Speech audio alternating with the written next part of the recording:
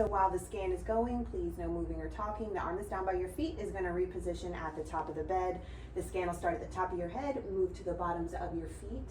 While your scan is going, again, no moving or talking. I will be talking to you to kind of explain the data that it's gathering, and then your scan will be done in 6.5 minutes. Again, it's just going to reposition at the top of the bed first before the scan starts.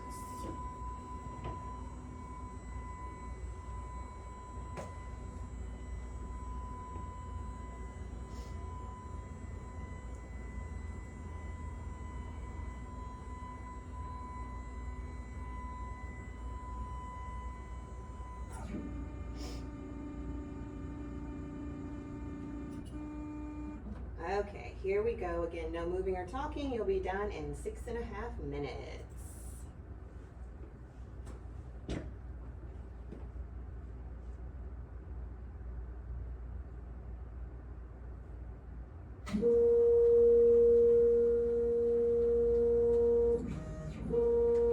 So with the DEXA scan, it's going to be measuring 3 different components of your body: fat, muscle, and bone. First of all, it's going to be measuring for visceral fat.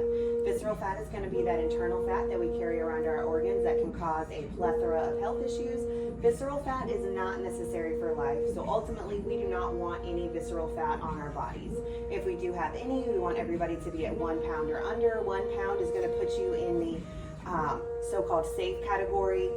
0.5 is going to be excellent. 0 is going to be perfect.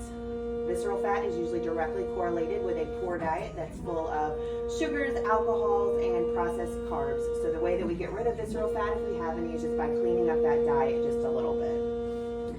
It's also going to be measuring for subcutaneous fat. Subcutaneous fat is going to be that outer layer of fat that is necessary for life. It's just we as Americans just have a little bit too much of it sometimes.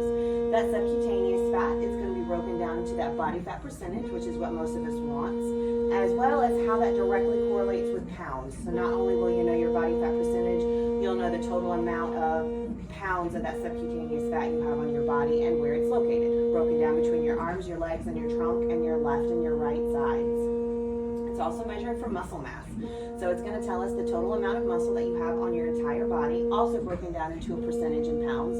So not only will you know the percentage of your weight that's muscle, you'll know how many pounds of muscle you have on your body and where it's located, broken down between your arms, your legs, and your trunk, and your left and your right sides. Because it is showing us how much muscle you have in each of these locations, we will be able to see if you have any muscle discrepancies from side to side. We want to make sure that if there are any muscle discrepancies, that it's 2 pounds or less. When it starts going over that 2 pound mark, then we run the risk of injuries, pinched nerves, and such. So we want to make sure that we avoid those at all costs. While it's scanning your whole body, it's scanning your full skeleton. So it's letting us know exactly how much your skeleton weighs.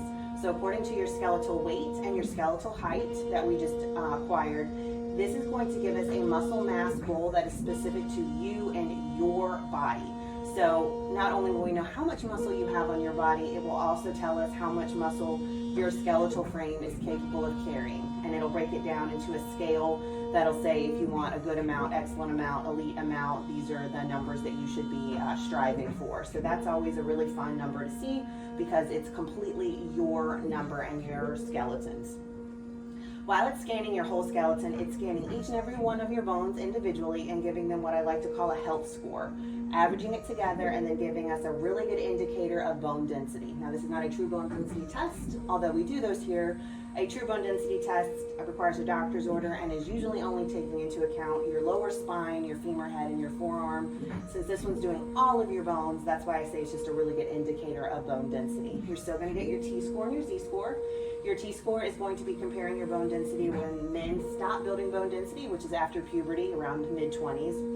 And then your Z-score is going to be comparing your bone density to other men your age. So you'll have a really good idea of where your bone density stands in both of those categories. As soon as the scan is done, I will download all of your results onto our DexaFit AI app, and I will also have you download that as well so that you have all of your results in the palm of your hands.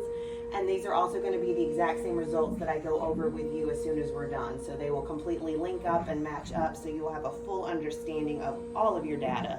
It's also really neat because it will compare and contrast any of your test results. So anytime you come back for any subsequent scans, whether it be DEXA, RMR, or VO2, it will show the changes that you've made from each one over time. So it's always a really good tool to have to be able to track that progress and see which direction you're going. You just making sure that you're heading in the right directions according to whatever goals you may have.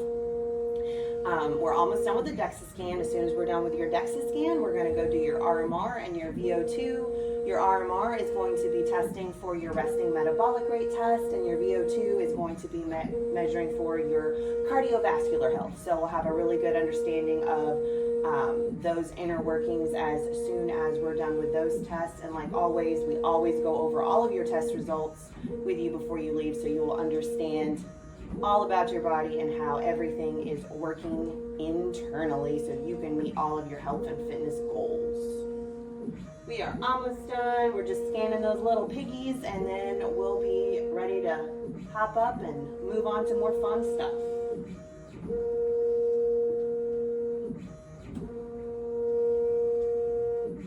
And you're done. You can go ahead and sit up for me.